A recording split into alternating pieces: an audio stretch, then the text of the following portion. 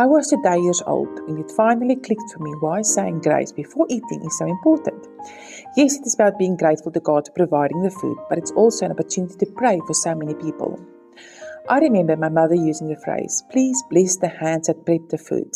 And in my childish but very cheeky mind, I thought, that is rather forward to ask for blessings on your own hands, since she prepared all our meals. But I had a limited perspective, and now I know. By asking God to bless the hands that prepared the food, we are given an opportunity to bless an unfathomable number of people. For instance, a simple breakfast of boiled eggs, toast, and cheese takes us to the farm, where someone had to buy the seeds, someone had to plant the seeds, someone nurtured the seeds, someone harvested the seeds, someone transported the grain to the silos, someone took care of the grain in the silos, someone transported it to a mill and a bakery. Then there's a team of people involved in the prepping, baking, packaging, and delivery to the store, where a packer shelved it, a cashier helped me pay for it, and a car guard accompanied my car carrying it. And that's just for the bread.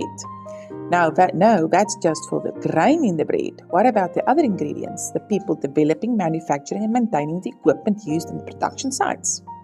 Shall we start with eggs and the person clearing the poop out of the cages? I think that by saying grace, we're granted an opportunity to express thanks, ask that the food be a blessing to our bodies, and it is a chance to show gratitude to so many faceless people by blessing them too.